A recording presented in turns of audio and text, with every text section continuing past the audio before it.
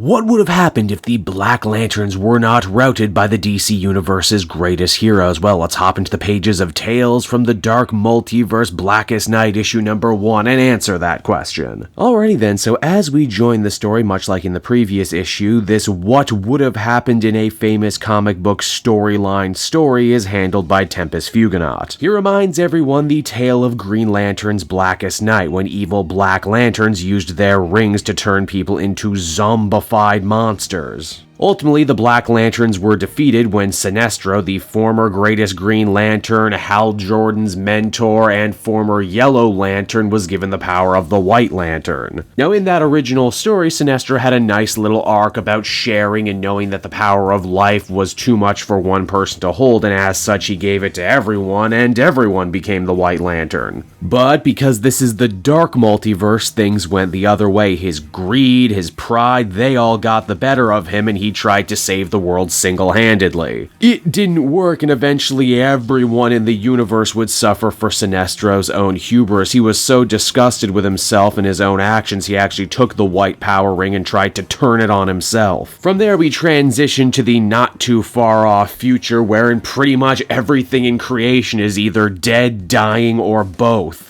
And wouldn't you just know it, one of the only people who are actually able to thrive in such a nightmare world are Lobo, the main man, who, because of his amazing healing factor, and his own just pig-headed stubbornness, he can't be turned by any of the Black Lanterns. He's recently been given a brand new big money job to come to Earth, so he can extract Dawn, aka Dove, of the super team Hawk and Dove. She's held up right now, fighting off against her old Teen Titans teammates who want to eat her alive. Why is Dawn, of all people, unaffected by the Black Lanterns and their power? Well, because the powers of order literally ordained her to become an avatar of life itself. It's for all those reasons and more, Lobo isn't the only one gunning for Dove right now. We get to see Sinestro return, only he's not doing so hot right now. Well, he's doing half as good as he was before, and that's because he's literally dead on one side. You see, his previous shameful attempt at suicide didn't actually take. The power of the life ring pulled him back from death's door, but not before he got his own Black Lantern ring, which means Sinestro is literally a Twilight Lantern with the power of both life and death simultaneously.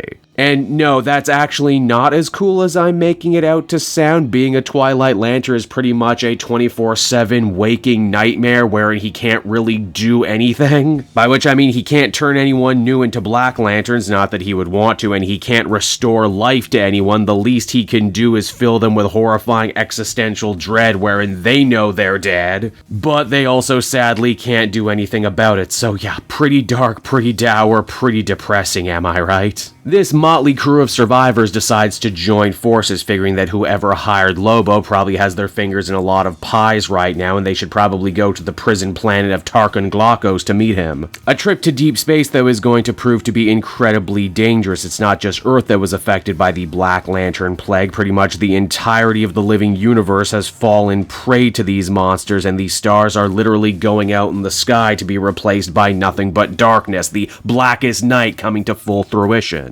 Why, not even the new gods themselves are safe from the corruption of Necron and his forces, Big Barda, Granny Goodness, and the Furies all having been transformed. Why, at this rate, the only way a person could have gotten out of this horrible fate is if they were themselves a master escape artist, and indeed, we discover the person who hired Lobo was actually Mr. Miracle. And wouldn't you just know it, a miracle is exactly what Scott Free is after in this situation. That's why he hired Lobo and why he pulled all of these strings, so all of these different characters could all show up in one place. You see, Mr. Miracle thinks back on his boyhood and all the stories he heard about the Source Wall and what might potentially lie beyond, an explosion of life. And that if maybe, just maybe, they can use his boomtech technology, Dawn's own connection to the powers of life, and Sinestro's white power ring, they could very well potentially return life to the universe and undo this horrible Blackest Night. Why, even Lobo agrees to go along with this ride, not because he cares about life and helping people, but if the universe turns into zombies, he's never going to get to spend his reward money, so it only makes sense for the main man. And this plan might just have been crazy enough to work work were they not ultimately met by the remaining Green Lantern Corps now fully zombified, as well as their leader Necron, who, just to make things a little bit crazier, has jumped into the body of Darkseid. FYI, Darkseid went along with this arrangement totally willingly, thinking that this many zombies, this much death, truly is anti-life in action. Sinestro agrees to meet this force head-on, but even he was not prepared to come face-to-face with Zombie Hal and Zombie his daughter. They cut him pretty deep and rubbed salt into even older wounds, Hal saying that, "I trusted you, Sinestro. I thought you were the greatest Green Lantern who ever lived, but you let us all down." His daughter also lines up a pretty good 1-2 punch by saying that she died before she was even able to get out of the shadow of her evil D-bag father. And the crazy part is, Sinestro absolutely agrees with them. He says that he was weak, that he was prideful, but more than anything, he was scared. Fear has always been an anchor around his neck, an anchor he occasionally used to beat people to death, but in the end, it not only cost him, it cost the entire universe, but he's tired of being afraid. And for that brief shiny moment, he is once again able to tap into the full uncut power of the White Lantern ring, returning Hal and his daughter back to life,